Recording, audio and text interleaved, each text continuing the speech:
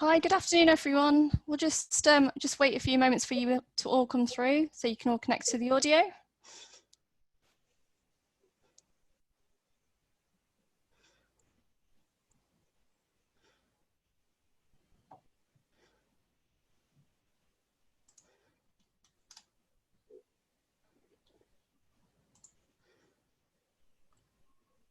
Great, thank you. So I think everybody's here. So good afternoon, everyone, and welcome to today's alumni webinar. My name is Mandeep Mahal, and I'm a senior advisor in the MBA recruitment and admissions team at Said Business School. And here at Said, we understand that deciding to complete an MBA is a big commitment that can take you away from your home country, your hometown, and for some of you, you're not just uprooting your life, but it's also your partners or family. So we've got a great panel today who will be sharing their experiences of the MBA at Oxford with their partners or family and the opportunities that are available. So if I can ask our panel to briefly introduce themselves and let the audience know who you arrived with. So if it was your partner, your families, your young children whilst completing your MBA. So if we start with Andil first. Hi, good afternoon, everybody. I came through to Oxford with 2 of my 5 children. I'll say maybe 2.5. I had my little 3-year-old who came through to visit me every few months and would stay with me for about a month.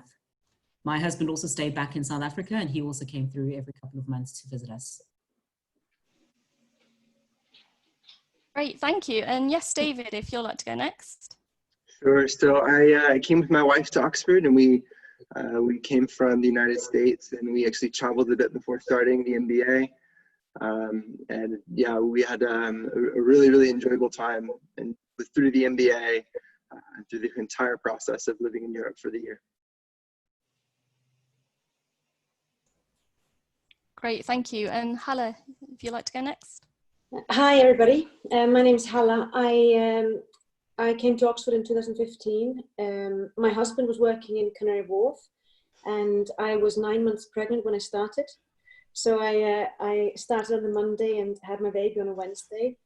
My mother flew over from Iceland, and she was working part-time as well from Oxford. So we were a bit of a tricky situation, but it worked out really well for us. And I'm currently back in Iceland now on maternity leave with my 3rd. Okay, great. And wow, Halla, that is definitely something amazing that you gave birth, what, 2 days into the MBA and completed your MBA. I'm in awe of that, so wow. Thank you very much. And Katherine, yes, if you'd like to go next. Hi, I'm Katherine, and I came across to the MBA by myself. I had just got married, and my husband joined me sort of 4 to 5 months into the MBA. Great, thank you, Katherine. And yes, Katie, Coral, if you like to go next. Yeah, of course. So first of all, Halla, every single person before I joined the MBA talked about you and how if you could do it, I could do it. And so it's very nice to see you on this panel. I too came to Oxford pregnant, but not 9 months. I did the 1+1 program. So I did 2 masters back to back. So geography, master's in geography, then the MBA. So I came at 6 months pregnant during my first master's, had my son in Oxford during the winter break, and then got right back to class and then finished the MBA afterwards. So I came pregnant and with my husband as well. So he stayed with us the whole time, luckily. So, well, that's great. Congratulations. Yes, wow, and again, Katie Coral, that's amazing that you were able to do that and complete the 2 years. And we should have had Paul as well on the panel. I think he might just be a few moments late, so hopefully Paul can join, and then he can introduce himself as well. And Paul did, so he was based in Cyprus, and Paul arrived with 2 of his young children. So what I'll do, so great, so with the audience, please go ahead and use the Q&A box to submit your questions to the panel, and we'll try and get through as many as we can. Whilst we wait for those questions, I'll start with the first one, which is, how did your partners get involved with your time in Oxford, and what opportunities are there for partners? So whoever wants to go first and kick off that question. Yeah, I can go first. I think a really amazing way to get your partner involved in the MBA, and I'd say for me, it's kind of the top of mind thing is that college dinners become a really important way to socialize and to meet everybody else and to see the rest of what Oxford has to offer. And I think first term, I kind of didn't really jump on the Telegram. You know, people were on Telegram saying, "Hey, I've got tickets," or "Hey, there's a dinner happening." But a way that I kind of incorporated my spouse into everything else was just to grab 2 dinner tickets anytime it came up. And if you ever grab 2 dinner tickets, it's a great way just to meet everybody else. And I never had a problem if something came up just passing them on to somebody else. People are always wanting to go, and it's probably the easiest and the best way to incorporate your spouse, to see what Oxford has to offer, and then to meet other classmates that aren't necessarily in your section or in your group. So I can't stress, just go to as many college dinners as you can. You won't regret it. It's a really enjoyable opportunity.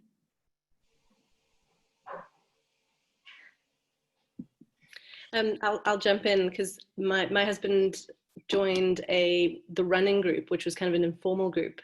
We didn't go to enough, I think, college dinners, but that's a great idea. And I think my husband was similar in some ways to David's wife in that they were really well known. So people knew my husband almost as well as they knew me in the MBA. And so he had joined Telegram, which was the way that we communicated in our year. And he would often like post messages on the group more than I would. And the way that he started to kind of become part of the community was through this running group that I had just forwarded him the link to. And so I think if you do to bring your partners into the community is to find sort of those entry pathways, whatever that is for your partner.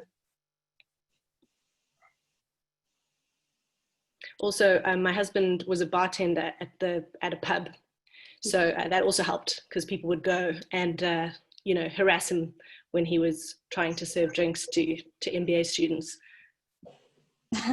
That's great. Thank you, Katherine. And yes, if anybody else would like to answer that question. Yeah, I'll put in a disclaimer here, Katherine. We weren't really harassing him. He's just a really friendly bartender. But Bruce was like, I mean, we got to know a lot of the partners in the group. My husband would only come through for really short visits, sometimes less than a month at a time. But in those periods of time, there would often be the college dinners or get-togethers with other families, and we got quite close to 2 or 3 other families who had children the same age as ours. And whenever there was an opportunity to even just get a dinner together or take a walk in the park with the other kids, that was really something really special. And that was just him coming through for a few weeks at a time. And there's still a few people from the group he communicates with even now. Yeah, and I would just add, I have a really introverted husband, so he was not excited about about the running groups. He was definitely not going to be a bartender at the pub. But he's this very sweet guy. So everyone knew him in the MBA because he was the guy with the stroller. He would bring my son to me and I would nurse either in class or in the nursing room. So he'd bring me to him instead of pumping, which was awesome. So everyone got to know my husband, Joe, but in terms of really getting him involved, that was actually kind of tough and he was okay with it. I will say, I don't know, as a parent, I find it kind of hard sometimes to find friends in general moving to new places. So I don't think Oxford is all that different in that way. You kind of have to put yourself out there and you find people that are like you. You just do, whether it's through the nursery. So once my son started going to nursery, we found parents that way. Our NCT group, so we went through birthing classes in Oxford, and that group actually became very good friends, and we're still very close with them. So I would say, even though you're coming for the MBA, the university is large, and there are more student parents that exist there as well, and professors that are living in the area that have children. So the community is large, and it's there for you, but it does take kind of getting out of your comfort zone a little bit to find those people. I think that's such an excellent point there, Katie. I think we had a very similar experience with a lot of the connection happening in our college. and through the nursery groups and other parents in our college space. I think that's an excellent point, that there is more. I mean, the Said community is lovely, but there is so much more in that Oxford community that one can connect with. My husband, for instance, is a geologist, and so he actually ended up getting to know a couple of people from that faculty, you know. That's great. Thank you. And so we've got some great questions coming through. So I've got a question from Abigail asking about, are partners able to live in college, or do families tend to live off campus? So the ones with families, if you could answer that in terms of where it was with your accommodation, did you opt for college accommodation or off campus, and your process of that?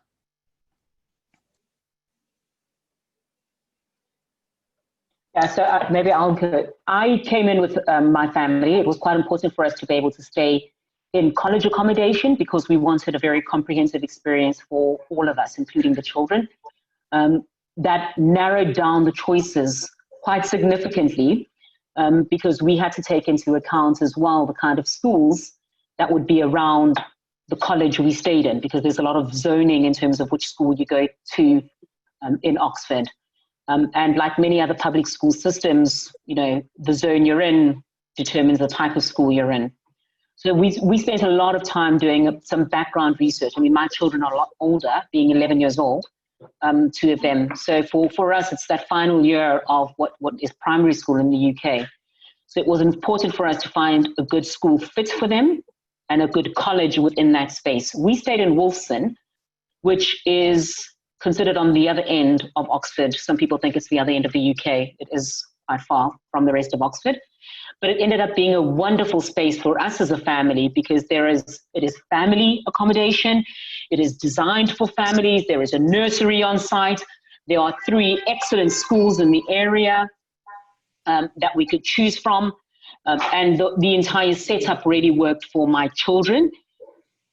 In all fairness, I was the only MBA student there. So in terms of connection with the class, that is something quite important to consider. I was really fortunate that there were times that people like Katherine, for instance, would come to me for a study group when I couldn't have, I didn't have someone to look after the kids in the evening. So those small things do make a difference. You can't have study group in the evenings if you're alone with your kids, and you're a bit far out, but it is finding that balance. But certainly there's lots of spaces where you can stay with a partner if you're married, and there are specific colleges where you can stay, or accommodations where you can stay with your children. Yeah, and I would just jump in there too. So I didn't know that I was coming to Oxford pregnant. That was a surprise for us. So we had gotten into the college I really wanted to go to, and I still have left my heart there at Hartford College. And they have couples accommodations, which is great, but they didn't have any family accommodations. So I couldn't change my college at that time. And so the only option for me was, and I found out I was pregnant so late in the game that all the rest of the college accommodation had been kind of divvied up and divvied out. So I had to go with private accommodation. It was very strange to do that sight unseen. So you do a video walkthrough oftentimes, or a Skype, call or a Zoom call to see the property. And then you kind of just arrive and handle all the spiders in the garden with, courage. And so for us, it was nice having a little house in Jericho. We spent a lot more than I think our budget really should have been. But I loved having a house that was central. So I didn't think about the nursery issue because I had never had a child before. And I wish I would have gone a little Wolfson, if you will, but I didn't. And so what we found is, having the house centralized what we needed to do for anyone doing 1+1 or multiple programs. The business school is actually also a little bit removed, in my opinion.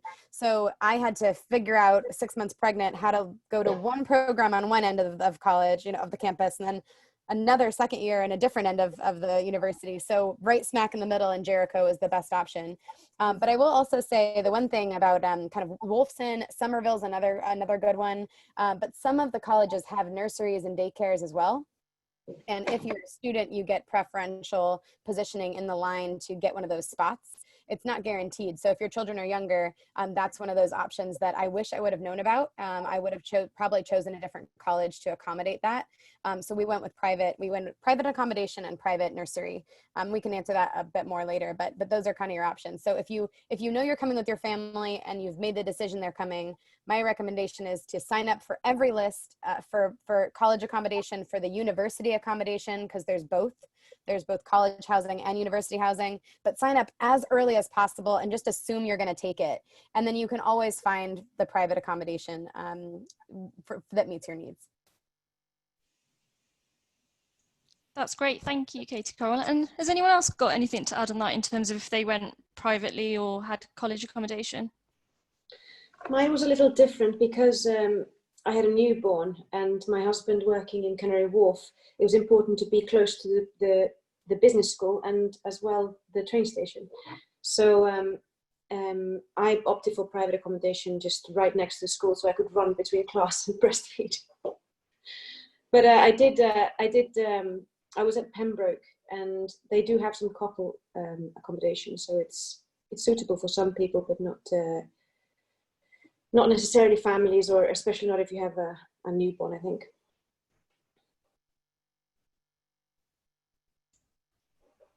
Great. Thank you, Halla. And we've got a few questions about how did you find splitting your time between studying and family? So I don't know if David, if you wanted to kick this question off first in terms of how your experience was. I think, and this is, I don't want to give any relationship advice, but splitting time with your spouse is very important while you keep up with your MBA and your classes.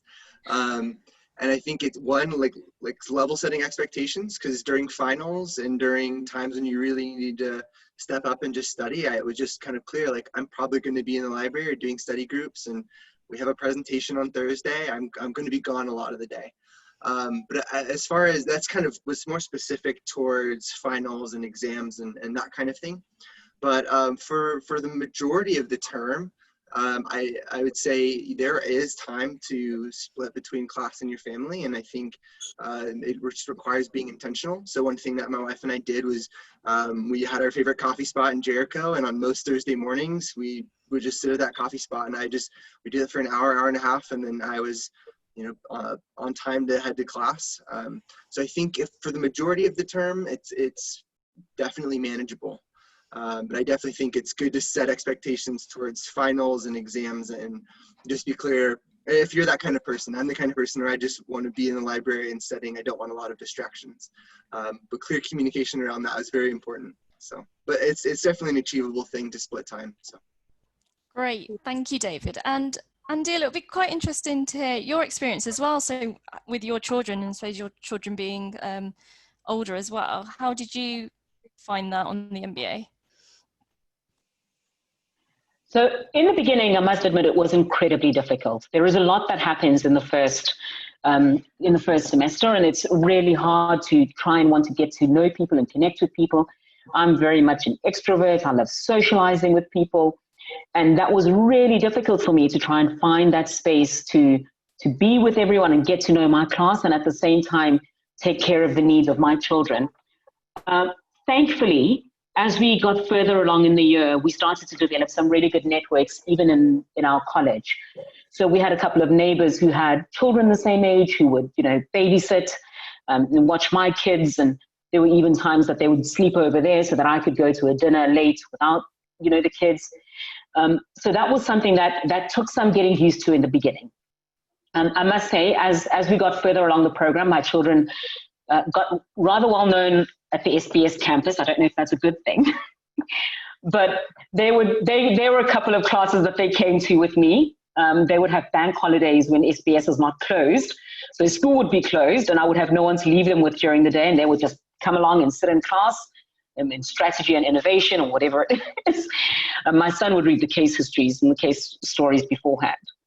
But there were also even social things that they got involved in. Well, not really involved in, but they'd come with. So we had, for the MBATs, which I'm sure you'll hear about, I was in the dance group, and my kids would just come along to all those rehearsals.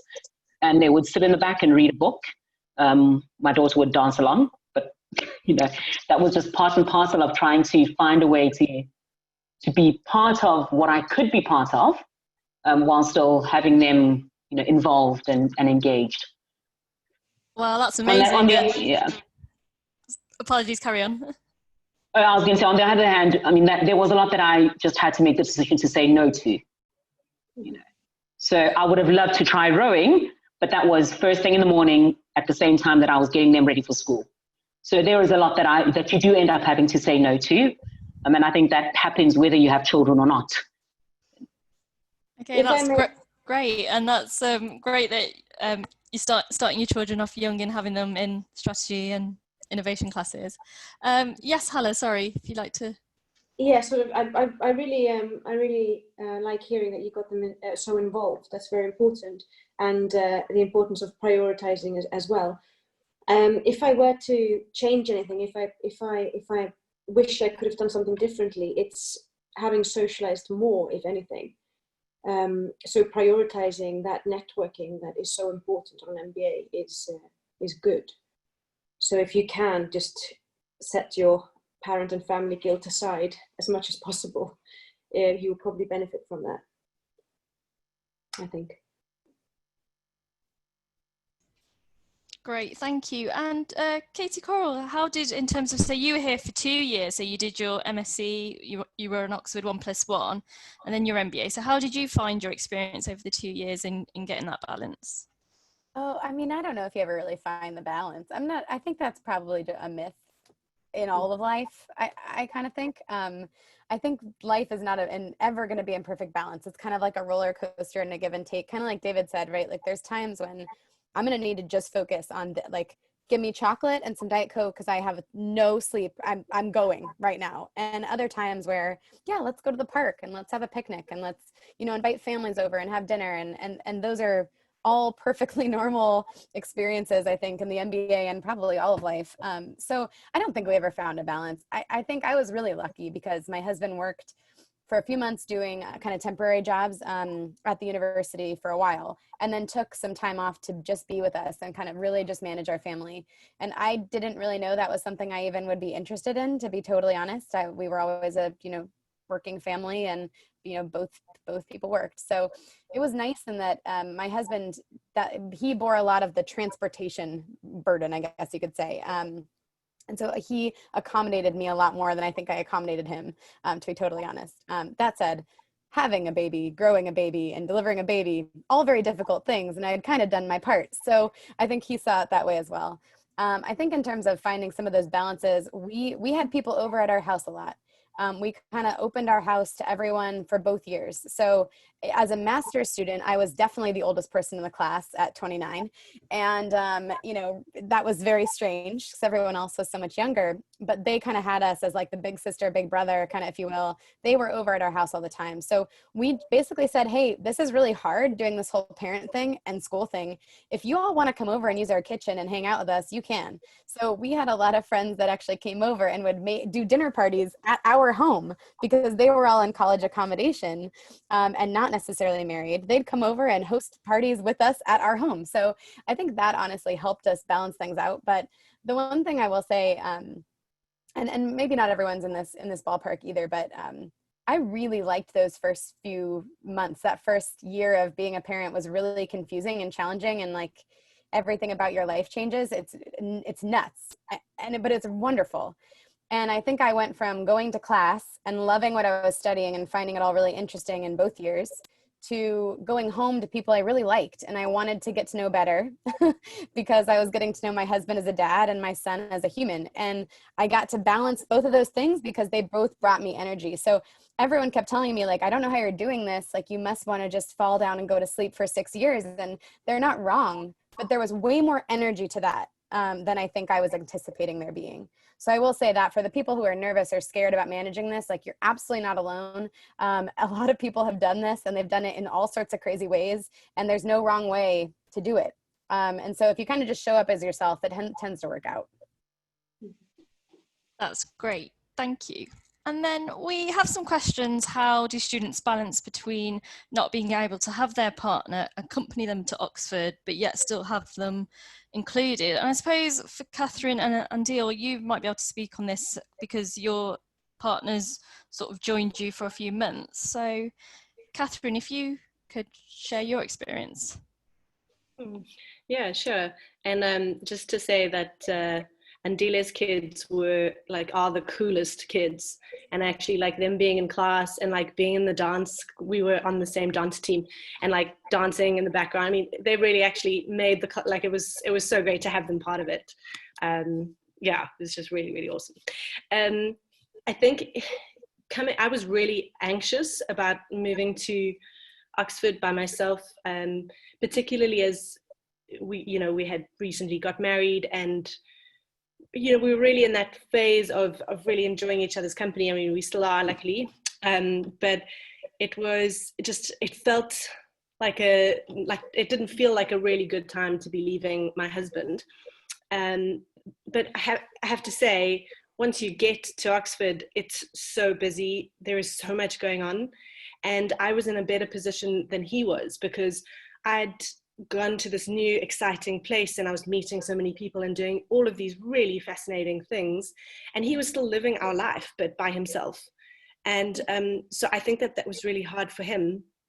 And we were growing at a very different pace. And so I remember trying to articulate this to someone who also whose partner was at home and not at Oxford. It's an environment that is very difficult to explain to your partner. That's why it's such a bonding experience, because everybody who's in the MBA gets it and they understand what's happening. So I think it was in some ways much more challenging for him than it was for me. And so just kind of making that time to have conversations with him when he was in South Africa, just to bring him in as much as I could.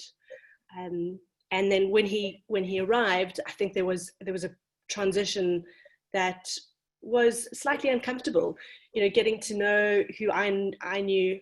And although he's a very, he's like an extrovert and he's very comfortable with lots of people, I think the transition was a bit challenging.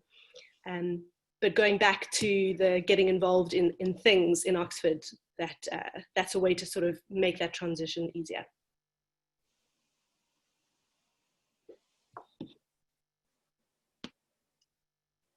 That's great. I would have to say, I think, Katherine, you've said it all. For me, again, what David had said earlier, the college dinners, especially with my husband really just popping in occasionally, that was an important thing. And he also got quite involved in our college, in things in and around the college. They had a family club and that sort of thing that he was able to participate in. So he really, when he was there, he was there. But, there wasn't much. And I'm terrible in terms of long distance and telephones and video calls. And Katherine would be so devoted, and Fleur and all these people in these long distance relationships would go and spend time. There's a cubicle at the business school where you can make phone calls. And people would have these scheduled calls with their partners, and I would just be too exhausted. I actually told my husband, listen, sweetie, if we talk every 3 days, that's okay. I know you got me, I got you. Somewhere in there's a WhatsApp to phone your children and tell them to behave. But, I wasn't designed for every day kind of 1 hour conversations. So, but we did fine. I mean, there were definitely challenging times. It's not an easy year, especially when you're apart. And so I think knowing yourself and understanding your relationship is really what is important, and setting those expectations very early. I think, David, you said it earlier, you've got to tell them you're going to be busy during the day, you're going to have group meetings. It's not going to be easy to phone or connect all the time. So setting those expectations really early is quite important. And if you do more than that, it's a bonus. That's great. Thank you. And we have some questions regarding sort of nurseries, which I think, Katie, Carl, I can see that you've mentioned something in the chat, but if you could just speak about that in terms of the process that you went through. Yeah, sure. So there's a form for all university nurseries. So like everything with Oxford, there's your college, there's the university, and then there's the larger community in the city of Oxford. So there's options that you don't always really realize that you even qualify for. So the university has a form, and you can actually fill that out before you even have your child. So I think it's 6 months in advance, but definitely check it out because it's been a couple of years now for me. So I don't know if things have changed there. But you can definitely reach out to the student services group and they'll be able to help you with that. So I definitely recommend signing up for any of the nurseries and doing it early, as early as you can. There's also a number of private university or private nurseries. So we ended up going with a private nursery because we didn't get into a spot at one of the colleges or at the university itself. And a lot of that I think also has to do with, in the States, we have just horrible, maternal and maternal health, in terms of leave. But there is kind of this mandatory leave, if you will, in the UK. And what that means, though, is that there aren't actually that many spots open for really young kids. So we struggled finding a spot for my son when he was very, very small. So we actually kept him home with my husband for a while until he was maybe 9 months old.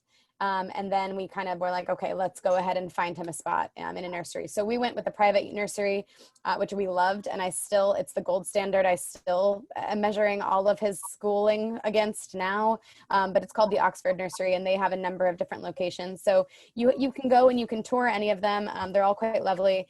The general kind of way, there's Montessori schools. So anything that you can think of, there's probably it's going to exist in Oxford somewhere. There's also mother's helpers that exist as well. So you can get nannies full-time. You can do really all of that will exist. We also had really good luck with the undergraduate population coming and doing babysitting here and there as well. So when our nursery had a flash flood issue, we had to find alternative care. We were able to find an undergrad to come in and help us for a couple of weeks while the nursery was doing some construction. So there's a lot of options, but your formal options, do early, check in often, call and be a real person on the phone. Phone is the name of the game in the UK. I, as an American, hate using the phone. I would rather text or email you absolutely anything than pick up the phone and call you. But in the UK, pick up the phone and call the nurseries directly, ask them. Their website will almost never be up to date. So that's that's kind of my tips and tricks. That's great, thank you. And yes, Halla. No, I was just saying, if you think that's slow, you should try Iceland. Most businesses have websites on Facebook.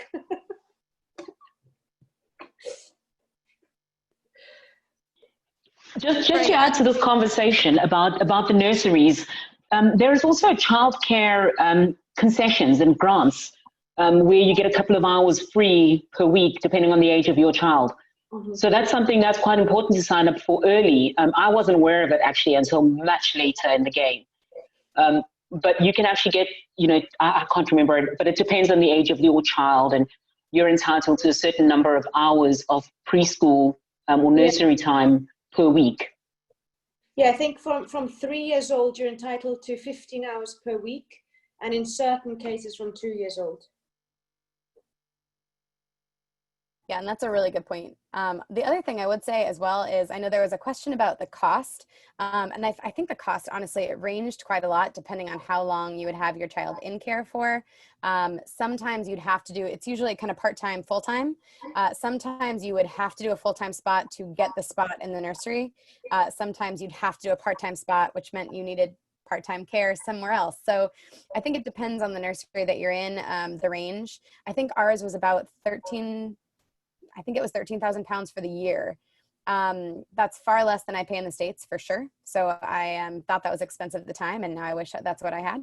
I will say as well, though, that if anyone is doing financial aid, at least from the States, and I know other countries as well offer this, you can increase your cost of attendance to accommodate childcare. So if you're concerned about the cost for childcare, we covered all of the nursery costs. Were just an additional loan. So I was on scholarship, which was great, but we were able to take out additional loans to make sure our family kind of had what they needed to kind of create that kind of balance, if you will, which was helpful.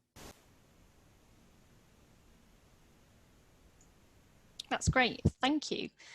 And we've got some questions regarding partners and if they were able to work on the visa, and if they did. And I know, Katherine, you mentioned earlier on that your partner was working in a pub, but did anyone else have experience with their partners working whilst they were at Oxford? Yeah, my wife actually kind of split between 2 jobs just to kind of keep her occupied, and she was part-time at a coffee shop and then part-time at a gym. But there was a good partner community, and I think almost all of the partners had jobs. I was trying to think through this. I think one was a teacher. One actually worked at Said. They found a job at Said, so she was always there, even though her husband was the one studying. And then we even had a friend who was, I think, got a job in Swindon or Reading, and they would actually commute in and had just a very normal job. And that I don't think any of that really prevented people from enjoying the community or enjoying their time at Oxford. So I think it was actually really common for partners and spouses to join and actually find work. And I think it really depends also on your visa. I know a few folks that, you know, in my year at least, kind of came and thought they were going to be able to work and didn't actually check, and their visa didn't allow it. So I think there's also those situations. If that's the case, there's always other things to do to occupy your time. But if you do need to work, I put this in the chat. My husband worked in higher education for a while, and does so now as well. So he used the university temp office. So anytime someone goes on maternity leave or takes a sabbatical, they have to fill that spot with someone. So a lot of kind of more administrative work, but a pretty decent rate of pay, and nice that you could kind of do more kind of a string of jobs, if you will, allowed us to take time off and travel when we wanted to, which we did a lot of, because he wasn't kind of forced into that one job that he was going to be at the entire time that he was at Oxford. But he actually really enjoyed that and continued working at Oxford even after we came back to the States.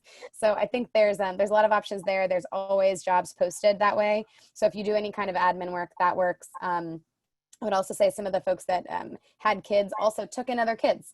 So when there were trouble with nurseries, some of the parents said, hey, we'll be your babysitter, drop your child off for whatever hours you want. That was an interesting option as well. That was a little more alternative, in addition to the bartending and you know, teaching and medical. Both of those require some additional work. So if you do want to do those in the UK, just make sure you're checking in on that early.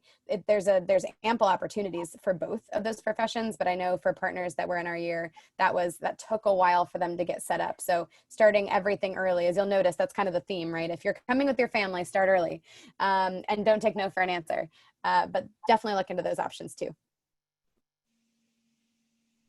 Thank you. And Katherine, did you have anything to add to that in terms of with your partner? No, I think when he originally thought he wasn't able to work, but I think we were surprised by how much work he was able to do. I think the only thing that was limited was certain professional services. So it was really great for him to know that. But I would, country by country, I'd just check what those limitations might be. That's great, thank you. And we did have a couple of questions about, and I believe, Halla, you mentioned your partner was working in Canary Wharf. So how did you find that experience in terms of him commuting into London? How was that experience? If anything, I would say that it's harder than it seemed at first. But my partner works in finance as well. So whenever he was commuting, which was not full time, he stayed in London most of the time. But it meant waking up at the first train and coming back at 9 p.m. It was exhausting. But Canary Wharf is quite far from Oxford. So it was a 2.5-hour commute approximately. So I would think twice before deciding on commuting into London, unless it's somewhere very close to the train. But it's doable. It's definitely doable. And in terms of how to incorporate him into the life in Oxford, we tried to have him come up when something was going on or events or where he could take more part in anything that was going on. Thank you. And were there any opportunities for your partners to leverage some of the business school services? So in terms of the career sessions or anything, did anyone have experience with that?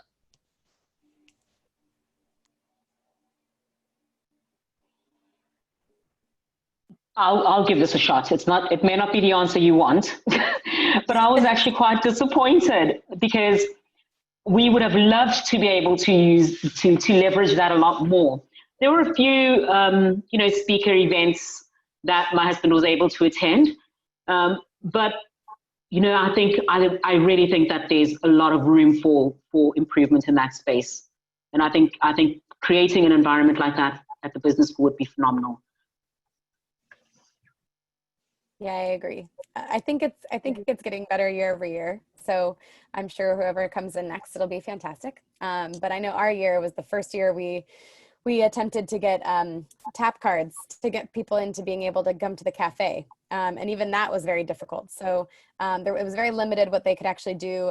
What I will say is outside of Said, most colleges will offer kind of an associate or an affiliate membership for spouses. So at Hartford, it was, I think, £75 for the year. And then he got his own tap card. He could use anything at the college. He could participate in all the MCR activities, which was really cool.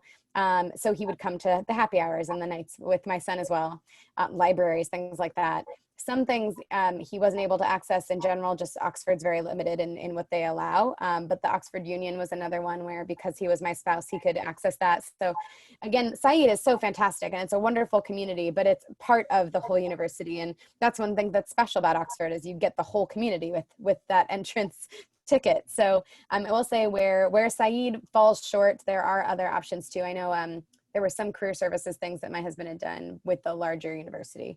Again, lacking and probably lots of room for improvement, but just kind of one of those notes of consider the whole university. That's great, thank you. And did your partners who did move with you to Oxford, did they have a good time overall? What was their highlight of their experience? I mean, for us, we absolutely fell in love with Oxford. We christened our daughter there in the chapel at the college. So we got family over from Iceland and his family from Colombia. So it was a big gathering, and we have very, very fond memories. And I actually really miss it. I would have done it all over again if you hadn't told me to leave. But yeah, very fond memories. Yeah, I would say the same. I think, go ahead, Katherine. Go for it, David. Thank you. Yeah, I think overall, it's a full year, so there are definitely ups and downs, I think, with everything. But overall, it was an amazing experience, and some of our best friends are partners that my spouse made sometimes better friends than I did, and felt more involved and connected. And I think overall the year was amazing, and there are so many opportunities to enjoy Oxford, and there are also opportunities to travel and see the rest of the UK or the rest of Europe. And so thinking about the entire year is absolutely a fantastic experience for us. Yeah, I think I was probably going to say almost exactly the same thing. Just particularly, I think some of my husband's highlights were the opportunities to travel. You meet people from all over the world, and we went to Romania with a bunch of students, which is something that he would never have done, and neither would I have. So I think that the opportunities that it provides is great.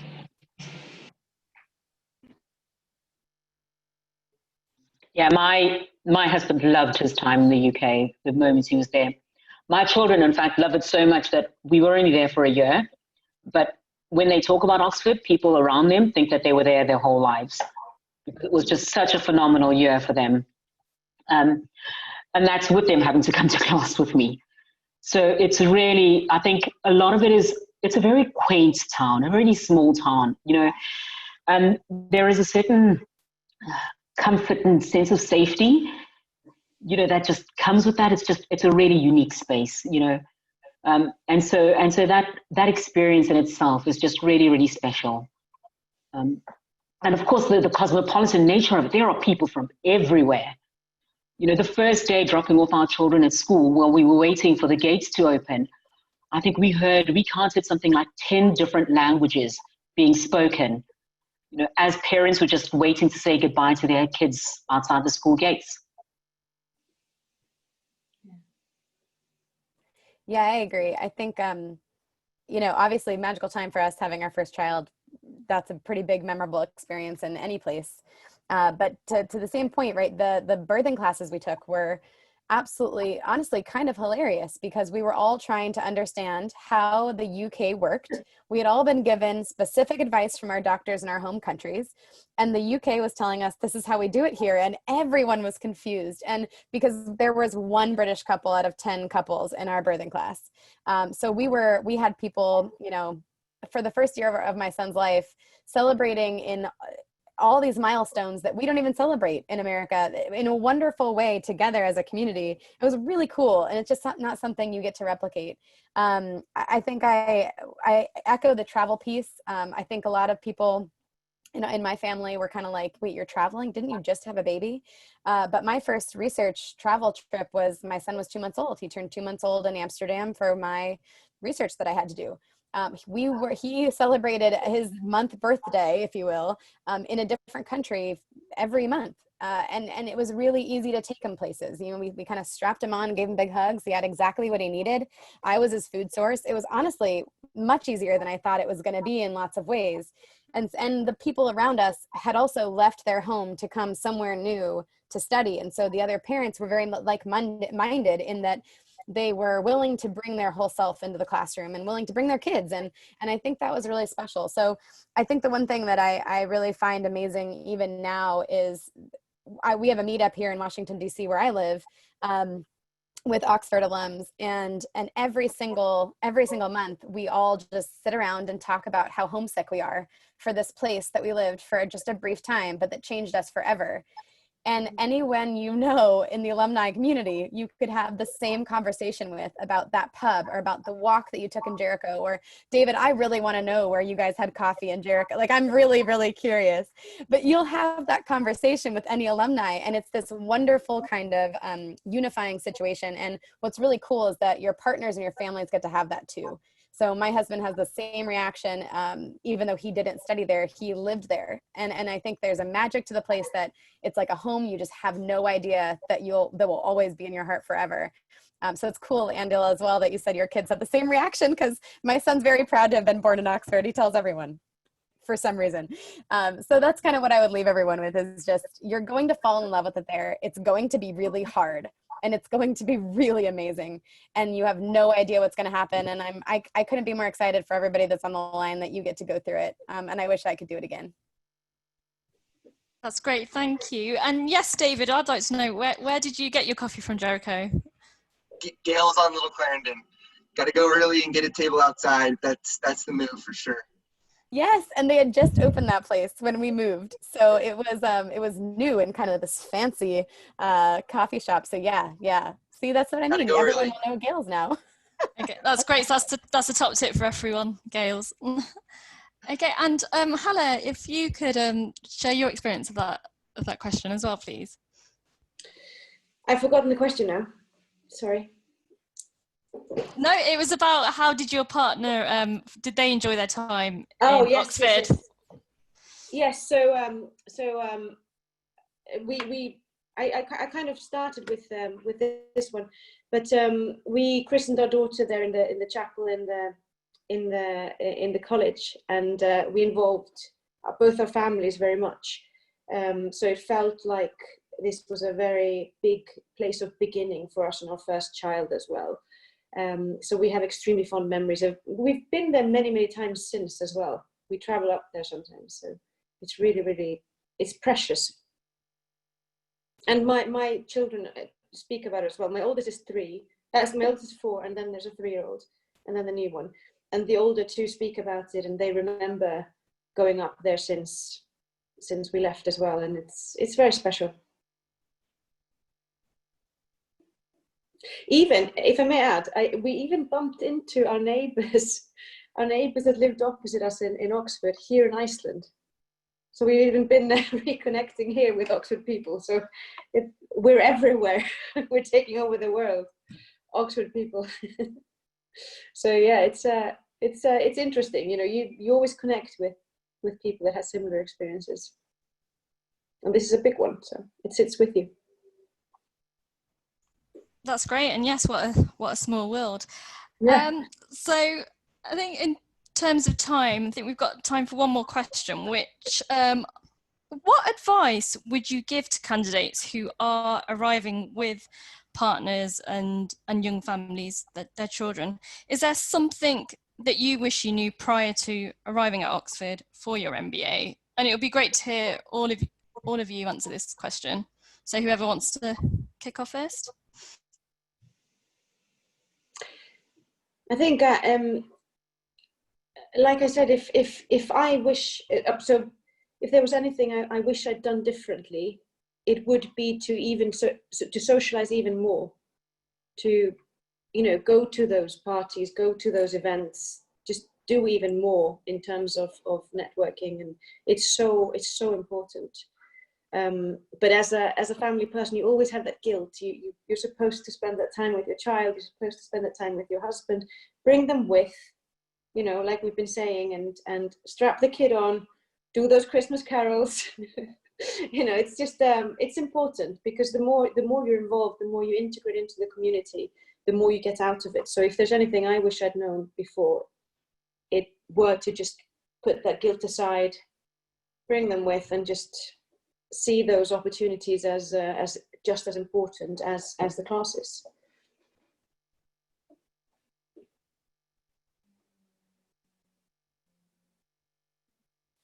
I think for me, thinking about kind of like the big macro level, there's no right or wrong way to bring your partner, your spouse, or your family to Oxford. I think we thought we were doing it the right way, and then when we arrived, we found so many different stories of people who'd gotten married a couple days before the MBA started, to people who are getting married at Christmas break, to people who had just had their kids. Or there's no like right or wrong way to do it. Everything, you know, there's basically, someone's done it before you. There's probably an example of someone doing something kind of crazier as far as travel or bringing their families in. And then as far as a really practical level is, I think someone mentioned this before, but check Telegram. It's just the way to get involved. It's the way where everything happens. It's where everyone communicates. And I wasn't always a big fan of checking it. I didn't want to kind of keep up with a million messages, but if you can be persistent with that, you can get your spouse involved. And then there's a spouse's or partner's Telegram group that I wasn't even a part of, where people were constantly posting, this is what's going on, we're getting dinner here. We planned like an entire Thanksgiving meal through that Telegram group, which had everybody's partners and everybody's family involved. So just check Telegram. And then, yeah, what everyone else is saying is just be involved. That's, looking back, it's just one thing we wish we did more of, is more time with friends, more time exploring Oxford.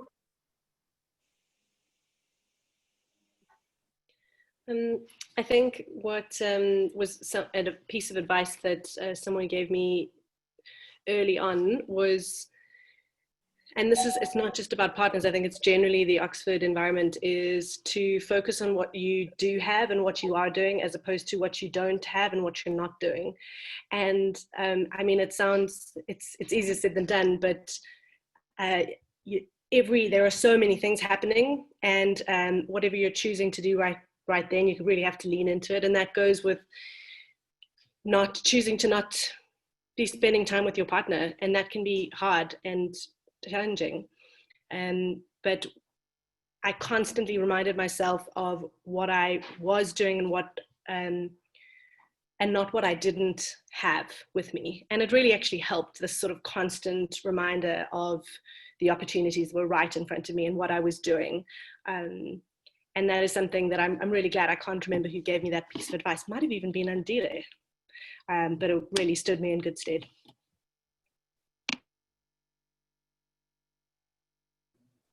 Yeah, and I'd say from the practical level, as you've heard over and over again, look into everything way earlier than you think you should. It's okay to be extra prepared in some regard. But I would say on the other end of the spectrum, when I think back, Halla, I think you're right. I mean, I wish I would have done more. We did a lot more traveling as a family, which was great. And I mean, those are fond memories for me that I treasure. I wish I would have done a few more pub nights, even if I just went for 15 or 20 minutes, because that would often keep me from going out. I'd be like, I can't stay that long. And then I just wouldn't go. And I wish I would have gone. But I will say, and this is something, I mean, I think I'm working on now, and not just for Oxford, but in life, is knowing how you do your best work. Like David said, I just need to be in the library and be quiet. And if you know yourself well enough, then you'll get what you need at Oxford. But come knowing what you know about you and how you're going to perform best, and then put yourself in those situations. Don't be afraid to go to the pub, but also don't be afraid to have a hard boundary that like, you just don't go to pubs the night before X, Y, or Z. And that's fine too. There's, you know, a few of us have said it, there's no wrong way to do this. But the other thing is, I mean, I think it's really easy to judge yourself at Oxford because every person around you is like, whew, they are an oppressive sort of human being you're going to spend your time with. And that's why you come. But it's also a little bit like, wow, okay, I should probably go to 6 more lectures today. I should definitely hit up the union. I'm definitely not rowing enough. And it's very easy for me. It was easy for me to get stuck into that place of I'm not doing enough. I'm not enough here. I'm not enjoying this the way that I should. And when you just let that go and you don't judge yourself for the experience you're having, it's really quite beautiful, and it unfolds the way that it should for you. You can't ever join every club, and you can't ever row every morning, even if you're the best. So I think those would be kind of my last bits that I would leave you guys with is come as you are, know who you are, but also be okay with changing absolutely fundamentally as a person, because if you're open to it, Oxford allows that for you and your partner, and I think that's pretty cool. Can I add as well, even if there's no precedence, it's fine to just figure it out. Yeah. when I first came, I think. Yeah, when I first came 9 months pregnant, the business school was so willing to help, and they said, "What do you need? Do you need a pumping room? And what do you need?" And I thought, I don't know. I've never had a baby. Probably, I don't know. But you know, how should I know what I need? But just going with it and being organized with your time, you'll figure it out. Don't let it phase you. Yeah, and I will say asking for what you need is also just as important. So Halla, thank you for getting that nursing room, because I used that a year after you. And I wouldn't have had that if you hadn't made sure that they had it, to be totally honest. Yeah. I wish I'd written some hidden message for everyone. Some sort on the wall. Halla was here. Yeah. No, but really, because you said that's what you needed, I was able to get it. So know that even if there isn't a precedent, you can make your mark there. I was asked to do 4.5 hours of exams in a row, which was really hard with breastfeeding. And I never said anything. And I was in incredible pain and really had a hard time with that by the end. And I wish I would have just had stronger boundaries and said, absolutely not. This is not okay. Here's what you need to do. And after that experience made that change. So now there's policies that exist, but if it doesn't exist at Oxford, you probably can actually change it. Even though it's been around 1,000 years, you really can have a mark. But even this mentality I've taken with me into my professional life since, and I've set my own boundaries, and they've never been questioned.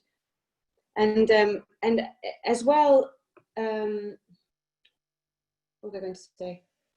I can't remember. Anyway. Yes. So I echo everything that's been said.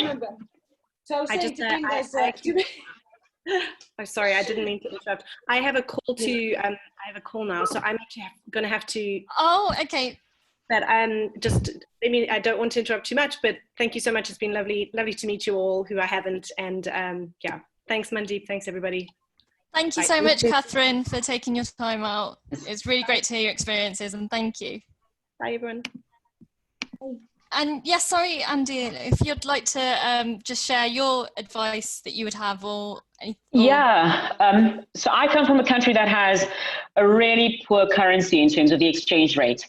So in addition to what everyone else says they wish they'd known beforehand, I must say Oxford is a second-hand trove. It is not something I did back home.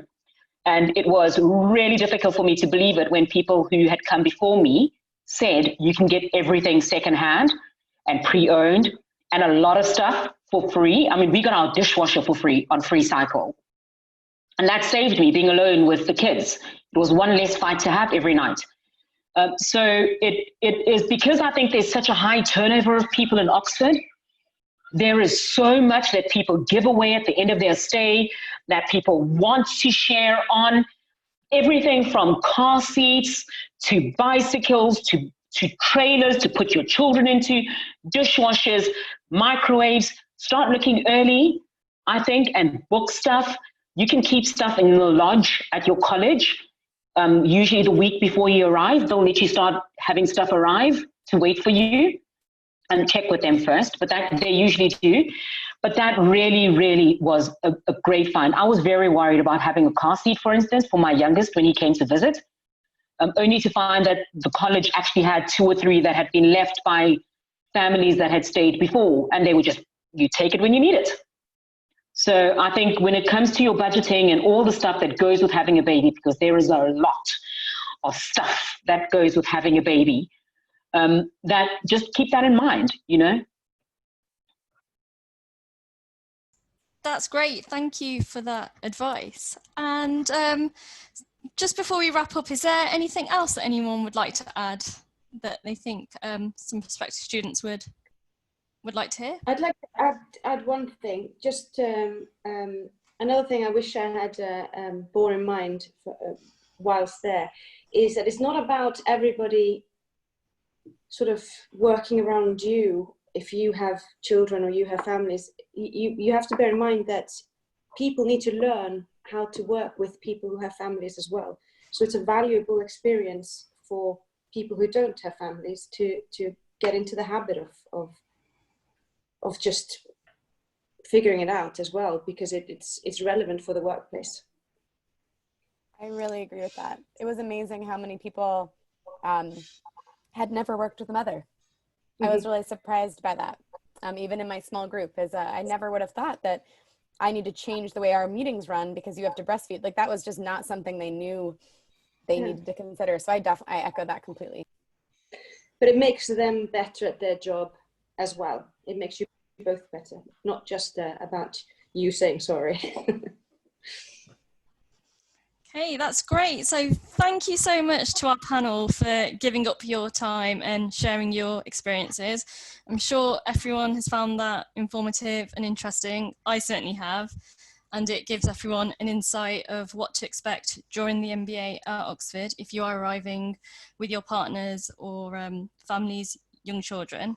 The session has been recorded and we will be following up with the recording via email shortly so you can listen back. And for those who are continuing to research on the MBA, we have many virtual events lined up, including our virtual open day this Friday and next Friday, which includes a program overview, career sessions, a taster lecture. We also host weekly Q&As where you can ask the recruitment and admissions teams any question about the program, the course curriculum, entry criteria, and the application process. So if you haven't done so already, do have a look at those events and you can register your interest to find out more about the Oxford MBA. Applications for 2021 will open on the 1st of August, so not too long now, and our first round deadline is the 11th of September.